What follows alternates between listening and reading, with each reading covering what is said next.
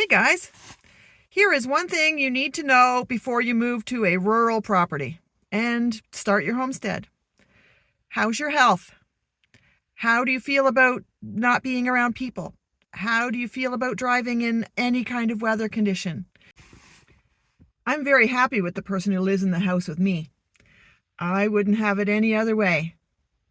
And both of us are very much homebodies, so we don't mind being at home in the silence and the quiet. The dark can get to be a bit much, so we've put exterior lighting on the house that's nice and bright so that it doesn't feel like we're looking out of painted windows. One of the bonuses of living out this far away is the wildlife is everywhere, and they're really not super afraid of people. They won't come up to us, but they're right up to the house. I'm heading to my doctor's office today. And it is about 25 minutes away. Recently I took an ER trip, and the ambulance is only about 7 minutes away, but the hospital is 45 minutes away. So you do what you got to do.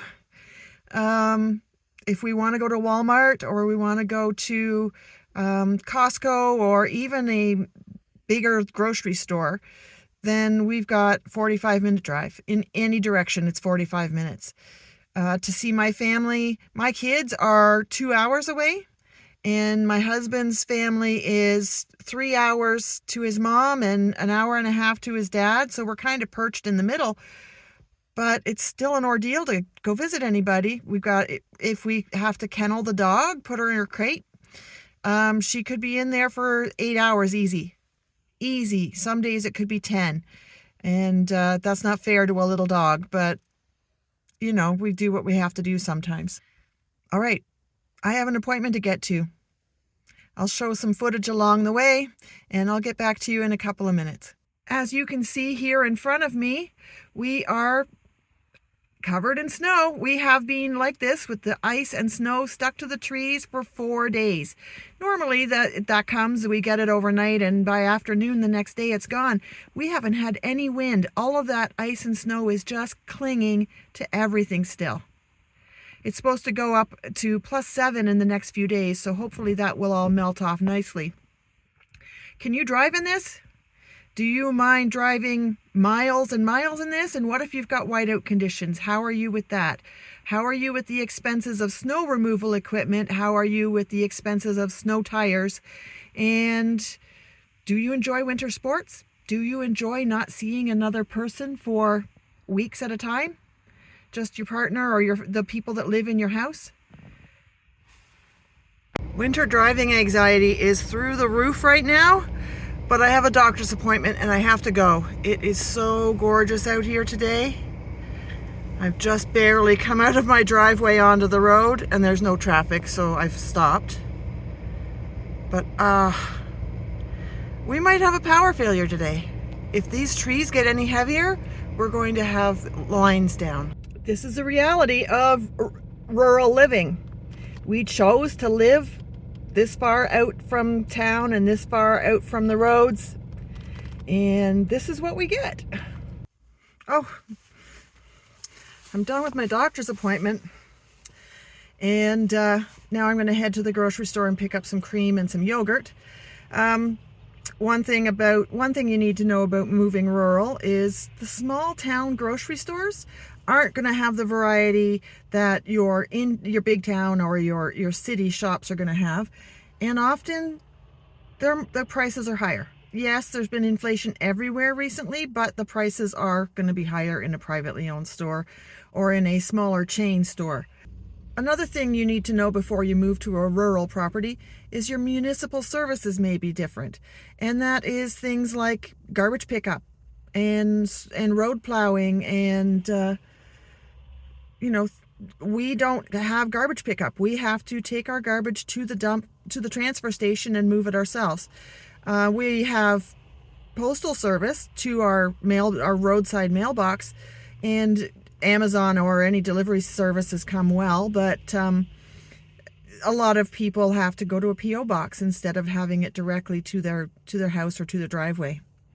All right, time to go to the grocery store. See you in a bit.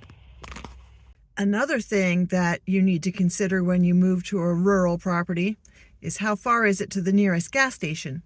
You need to have gas for your lawnmower. If you have a generator, which I highly suggest you should have one, you need gasoline or propane to run it. In our case, it's 28 kilometers or 30 kilometers, depends on which direction you're going, and that is 18 miles. If your fuel light has come on, that's usually less than 50 kilometers worth of fuel. So yeah, that's something you got to pay attention to. Keep your gas tank half full, or better, because you don't know, where you don't know if you're going to get stuck on the side of the road or you're going to be stuck in traffic idling, and that's going to use more fuel than your car has in the gas tank. You'll end up having to walk to get your gas, or have a program like CAA or AAA Auto Club, something like that, so that you can have them deliver $10 worth of gas to you so that you can get to the gas station. That's a few hours. Sometimes that's a couple of hours delay, depending on what day it is. If it's a holiday or if you're in high traffic, that's going to be really annoying. And yeah, make sure that you keep your gas tank topped up, because the nearest gas station could be a little ways away. This is what I mean. If those branches get any heavier, that line can come down, and that supplies hydro to the whole road. Hey, I made it home. There's another thing I thought of to share. Living rurally, the risk of deer strike is much higher. Just about a month ago, our neighbor hit a deer just at the intersection, a kilometer from home, and everyone's fine. He had to have his vehicle in for repairs, and he had to rent a vehicle in the meantime. But that would be scary. I've never had to deal with it, and here in Ontario, you get to keep the meat if you actually kill the animal, and you know someone who can come and pick it up quickly. Yeah, he had a deer strike right at a kilometer from home. The road we live on has probably 30 or 40 deer, so they're here all the time. And there's a lot of twists and turns in the road, so it's easy to come upon them. And when it's dark, there's a high chance of not seeing something until you're right on top of it. And it gets dark out here. Really, really dark. In town and in the cities, you have street lights and you have porch lights and you have traffic lights. And out here in the country, nope. It is black. Unless you install your own security lighting or lights up on poles that will light your property, it is black. That's the one thing that Dan really noticed the first year we were here. We moved in November, so it was it was the dark season of winter, but it was like our windows were painted black. It was so dark out. You couldn't see 5 feet from the house. We have bright security lights on now, and that gives us a little more of that sense of lighting around the house, but it gets black. So there you have it, friends. 15 things you need to consider before you move to a rural homestead property. Thanks for hanging out with me today, and I hope to see you tomorrow.